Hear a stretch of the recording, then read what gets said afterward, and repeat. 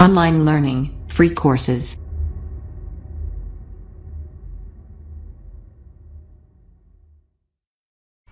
Okay guys, we're moving right along. So now we are actually getting into the actual gig creation and optimization. So from this page here, which is our account page, just go into selling and then gigs.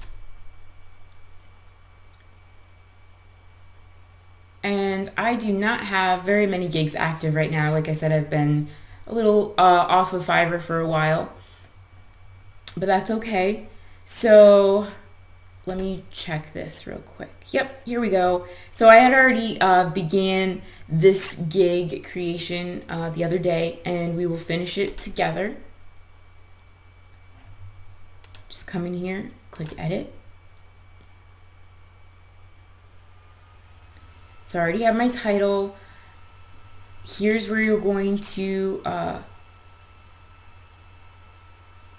pick your categories and then your subcategories. And if you guys are really stuck, like you're just getting started and you're like, I've been looking around, I still don't really know, or you're stuck on keywords, you can always come into this section here where the gig creation, and you can play around with this and look like, okay, well, here's the biggest categories, right? And I'm going into digital marketing, and then pick the best subcategory that fits this gig. So for this one, we're doing document sharing sites, so that's going to be content marketing. And then it's a service type. This is new. They actually used to just have the main category and the subcategory, but now they're actually doing service types too, which is really helpful for people that are trying to find those services. And this takes a little bit of time. Sometimes it lags. I'm not really sure why. Everything else goes really quickly.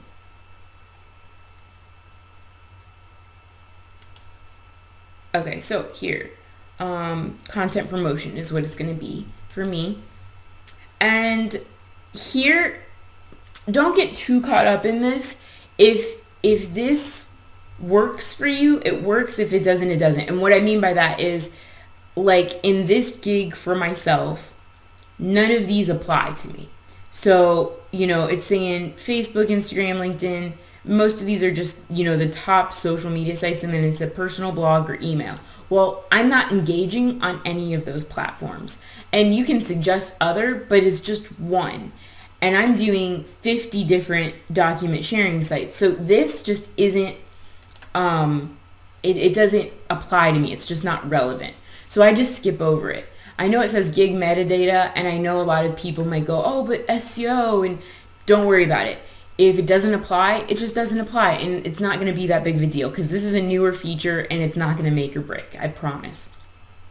Then we come down here into search tags, and this is the area I was talking about before where I said, if you got really stuck, come to this section here and it will help you out with some keywords. So, file, it did again, file sharing. There we go. Like, see how it's giving you some different things here, and you can enter up to 5 different terms. So yeah, I mean, this is a really helpful. In fact, when I first started making gigs on Fiverr, I just came in here and played around with this for a little bit just to see what some of the keywords were. Back before they had their auto search the way it is now, and everything was a little bit more basic back then. So this really helped me out a lot. You can save and continue. We're going to go to the next section. It won't take you to the next section. So you got to go, I was wrong. Sorry guys. So it does automatically take you to the next section, scope and pricing. This is where you're going to set up your packages. And sometimes this isn't enabled. I'm not going to disable it because I'll lose my info, but you don't have to offer packages if you don't want to. But a lot of people are doing that nowadays because they find that it makes them more money. So go ahead and set all of the information that you have here. You can name your packages whatever you want, Most people just stick to the basic, standard, or premium names because it makes it simple, since Fiverr has already started people on that terminology. So I recommend just sticking with that in naming your own packages. Don't get too fancy. It'll just confuse people. You can set your gig delivery times here. You can go all the way to 29 days. So whatever works for you. You know, you have almost a whole month to be able to deliver something. Personally, I have never delivered anything that's more than 10 days. I just find that people will forget about it, and you won't tend to get as many reviews because people are just almost disassociated from when they ordered to when you delivered, and there's so much that happens in between there that they kind of forget. So I do recommend delivering as quickly as possible. It's going to help you get more money, more sales, but sometimes it's just not always possible. And when you're ordering, when you get to like a level 1 or level 2 and you start ordering or being able to offer those gig extras, having like a 3 or 4 delivery turnaround period is quite all right, because it allows you to be able to offer an extra fast delivery that people will pay extra for. So, you know, when you're first starting out, try to deliver as quickly as you can. But as you go on and you get more reviews and more sales and you have more of a reputation on Fiverr, then you can go ahead and up your delivery time a little bit, so that if you want to get paid extra for that extra fast delivery, you can. These are newer things here. Audience size. It's kind of like if you were, let's say, sending out a newsletter blast to your email list, then you could give them some kind of idea of what the audience size might be. Or maybe you're posting a guest post on your blog or another blog, and they have a certain amount of traffic every month or a certain amount of members. Then you can give them ideas of audience size. So it's kind of, that's a very niche related thing. You can see here that I'm not even using it for this gig. It just doesn't apply. So anything that doesn't apply, you don't need to even select an option. Like guest posts. I'm not doing guest posts, so that doesn't apply. Keyword research doesn't apply in this particular gig. Neither does links or bookmarks. And then, of course, you get to set your prices. And the price, Fiverr has really extended this, so you guys, you're going to love it. You guys can, now I know that I am a top seller, so I do get, like, this is as much as you guys can charge. I think for when you're just starting out, you are limited to, I think maybe, I'm not even sure what the limits are now, but you are limited, and then you get to charge more as you increase your seller rankings. So I mean, if I wanted to, I could start my packages out at almost $1,000. But how many sales am I going to get? Probably not very many, because we're on Fiverr. So that's just something to keep in mind. I'm starting mine out at $10 for this service. And then, of course, you get to add your gig extras besides the packages, which is so cool. And this is why you want to work hard to become a top seller, because you get all of these features and you get quite a lot of them. In fact, you know, if you wanted, you could add, I think, let me see here. I think you can add 6 gig extras. Yep, that's correct.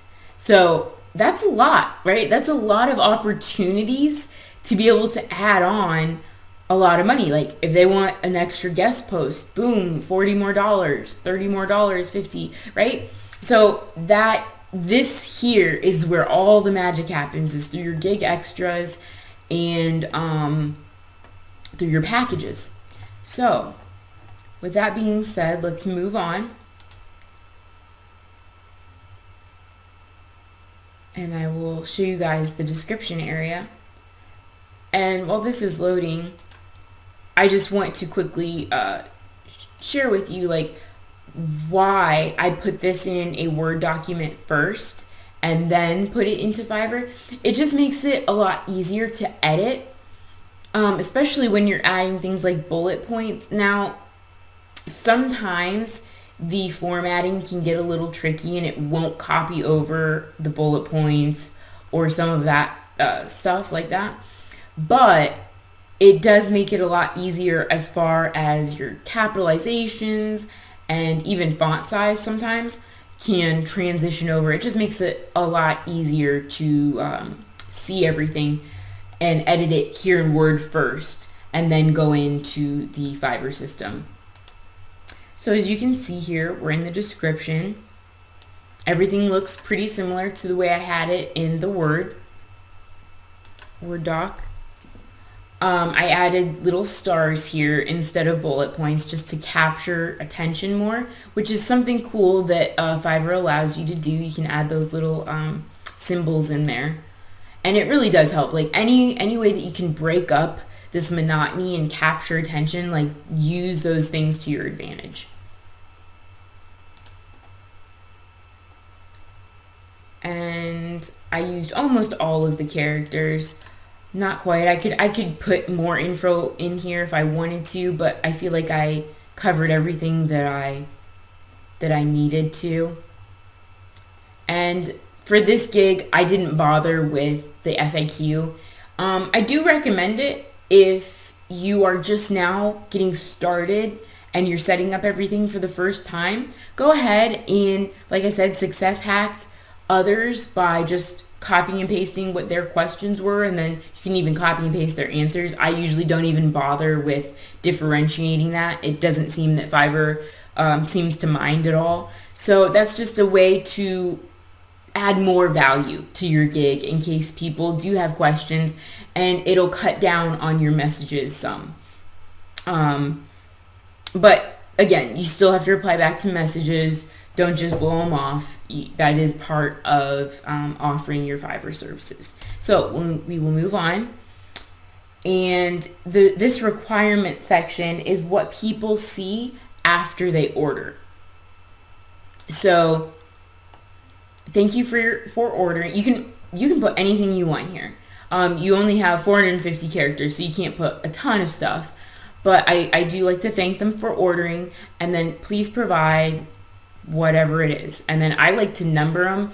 I've actually played around with this since I first started on Fiverr. I didn't used to number things. I would just kind of like put I would do a little dash mark and then whatever the thing was. But I found that people would actually skip over some things. So the numbers seem to help a lot. Just and a lot of other Fiverr sellers do that too. So the numbers, I don't know, it just makes people go, here's the checklist of things that I need, and it works a lot better. So I recommend numbering the items. And if there's anything that is optional, like let's say that let's put number 5, and I'll do it like this. I'll do 5, and then optional,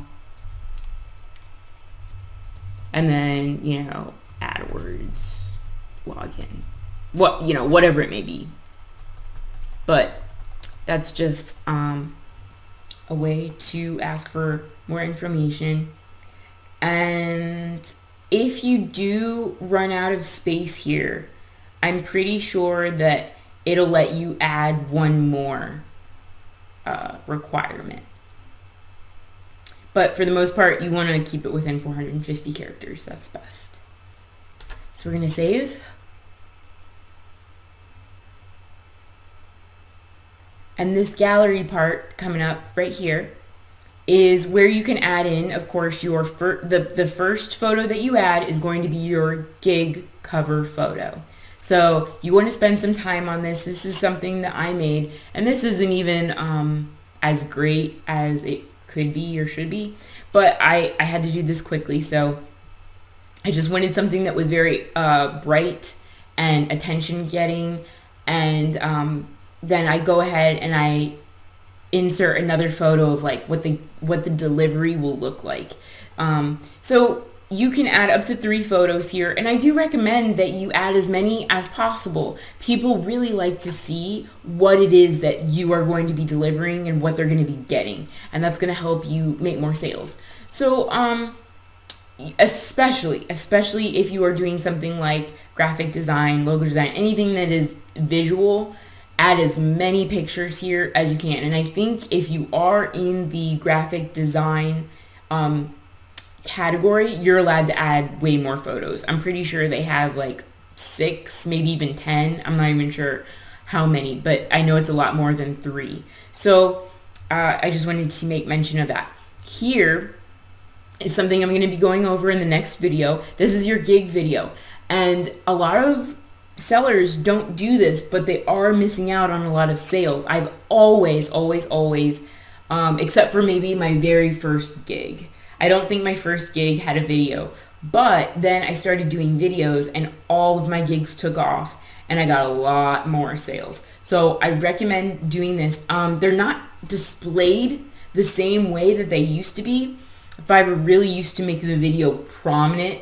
Now they just make this cover photo prominent, but I still recommend it, and it's going to boost your sales as well. And we'll talk about that in the next videos coming up.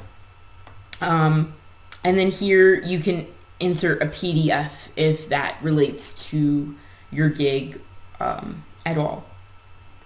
So that covers building your gig. Again, before we move on to publishing, we are going to cover how to create a gig video in the next step. So stick with me through that. I hope I made this quick, simple, and easy for you guys. It really isn't too hard at all. The one thing I do want to mention though is that while you can save this, like you guys saw, you can save this as a draft and come back to it later. You do need, I recommend publishing your video or creating your video and uploading it before you publish. It just seems to help with your rankings in Fiverr.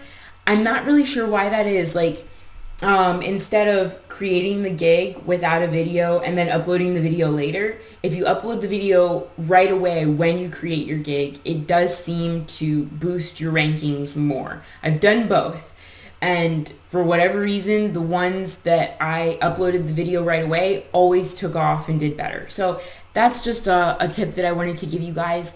And stick with me in the next video, and I will show you guys how to make your quick 1-minute Fiverr videos for your gigs.